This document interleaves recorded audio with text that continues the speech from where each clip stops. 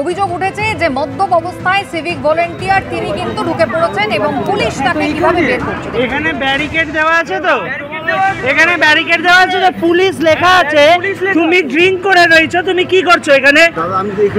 এখানে এতগুলো মেয়ে রয়েছে দেখতে পাচ্ছ, এখানে দেখতে পাচ্ছ কিসের জন্য আমরা এসেছি? আমরা ছেলে খেলা করতে আসিনি নিশ্চয়ই। যদি আজকে কারোর এখন ড্রিঙ্ক করে তুমি গাড়ি যে চালাচ্ছ পুলিশ লেখা অবস্থায় এই জায়গায়, তখন কি হতো? কি ক্ষমা করবো? এখানে তো ক্ষমা করে করে আজকে এই জায়গায় এসছে। আজকে এই যে নাম্বারটা এইটা, আর আজকে ক্ষমা করে করেই তো আজকে এই পরিস্থিতি। কেন? কিসের জন্য? কিসের জন্য? স্যার আপনারা কিছু বলুন, আপনারা কিছু বলুন। না আপনি ড্রিঙ্ক করে কি করে নেই? না স্যার বলুন, দাঁড়ান আপনি কি বলছেন? উনি ড্রিঙ্ক করে মেরে দিচ্ছিল, আপনি সেটা দেখুন। আমরা সেটা বলছি। বাহ বাহ,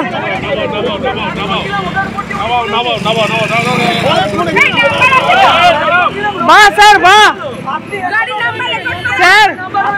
স্যার আমরা বিচার চাই, আর কিচ্ছু না স্যার। আমরা কি আপনাদেরকে চেঁচাবো না কিছু করবো? একটা বিচারটা দিন সবার সামনে। স্যার আপনি ছেড়ে দিলেনটা কেন?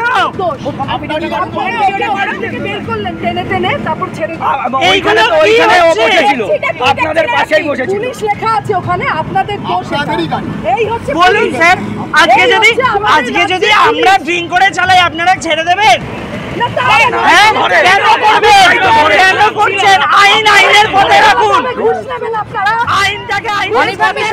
আমাদের সঙ্গে অনির্বাণ, তাহলে যে ভাইরাল ভিডিও দেখা যাচ্ছে এখানে অভিযোগ তো একটা নয়, প্রথমত ড্রিঙ্ক অ্যান্ড ড্রাইভের ঘটনা রয়েছে এবং একজন সিভিক ভলেন্টিয়ার যিনি পুলিশ লেখা একটি বাইক ব্যবহার করছেন। ঠিক কি ঘটেছিল সেই সময় যারা ছিলেন প্রত্যক্ষদর্শীরা কি বলছেন?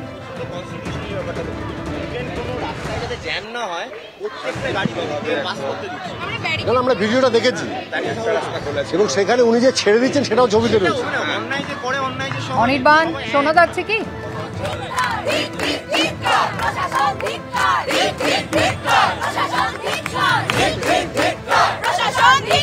দেখো, প্রথম কথা তাদের মুখ থেকে একেবারে জেনে নেই যে গতকাল রাত্রে ঠিক কি ঘটনা ঘটেছিল। আপনারা এখানে পুলিশের পারমিশন নিয়ে বসেছিলেন, সেখানে কি ঘটলো এমন যে যার জন্য রাস্তা অবরোধ করতে হচ্ছে আপনাদের? পুলিশের পারমিশন নিয়ে আমরা আমাদের যে আরজি করের যে ঘটনাটা ঘটে গেছে, যার প্রোটেস্ট আমরা 14 তারিখ রাত থেকে করছি, প্রত্যেকদিন কেউ না কেউ কোথাও না কোথাও রাত যাচ্ছে, সেরকমই গতকাল রবীন্দ্রভারতী ইউনিভার্সিটির ডাকে আমরা এরকম একটা পিসফুল প্রোটেস্ট নিচ্ছিলাম, যে আমরা রাস্তা জুড়ে আঁকা লেখা এবং গান গেয়ে জমায়েত করছিলাম। এটা হচ্ছিল আমাদের 4টে অবধি পুলিশ পারমিশন নেওয়া ছিল। ঠিক 3:10-15 থেকে পুলিশ আমাদের বলা শুরু করলো আর কতক্ষণ লাগবে। আমরা বললাম আমাদের রঙও শেষ হয়ে এসছে, আর বেশিক্ষণের বিষয় নয়, আমরা উঠে যাব একটু পরেই। হঠাৎ ওই 3:20-25 নাগাদ একটা বাইক খুব টালমাটাল ভাবে এসে একটা ব্যারিকেডে ধাক্কা মারলো। তো আমরা ওখানেই লিখছিলাম, আমরা সবাইকে গেলাম। অনির্বাণ, যে পুলিশ অফিসারকেও আমরা ভাইরাল ভিডিওতে দেখলাম যিনি এই মদ্যপ অবস্থায় থাকা সিভিক ভলেন্টিয়ারকে বের করে দিয়েছেন, অভিযোগ করছেন এই মুহূর্তে যারা বিক্ষোভ দেখাচ্ছেন তাকে ঘিরে ধরে, একবার তাদের সঙ্গে কি কথা বলা যায়? একদমই, আমরা কথা বলবো তাদের সাথে। এখানে দেখতেই পাচ্ছ যে পুলিশ কর্মীকে মাঝখানে রেখে কিন্তু প্রত্যেকে এখানে তারা বিক্ষোভ কর্মসূচি চালাচ্ছেন। কেন তারা বিক্ষোভ কর্মসূচি চালাচ্ছেন? আপনারা পুলিশ কর্মীকে সামনে রেখে কেন বিক্ষোভ কর্মসূচি চালাচ্ছেন?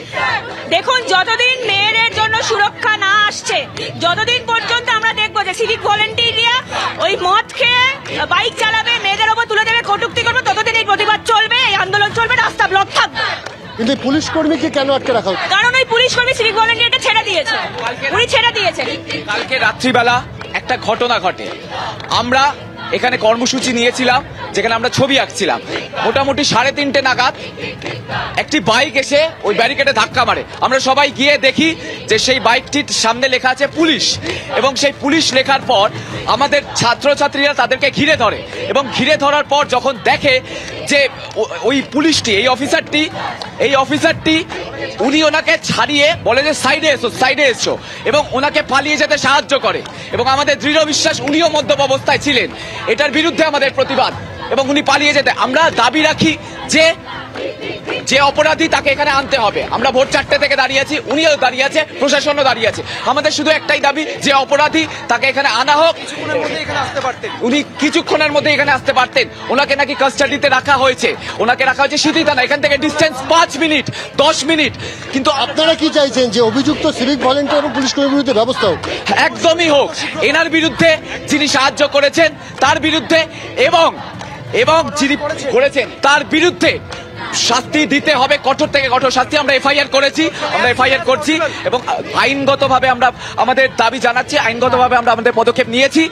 পুলিশের বাইকের থেকে আমরা জানতে পেরেছি, নাম্বার প্লেট থেকে, ওয়েবসাইট থেকে, যে পুলিশের বাইকে সবকিছু 2008 সালে ল্যাপস করে গেছে, ইন্স্যুরেন্স ল্যাপস করে গেছে, পুলিশের বাইকের ল্যাপস করে গেছে।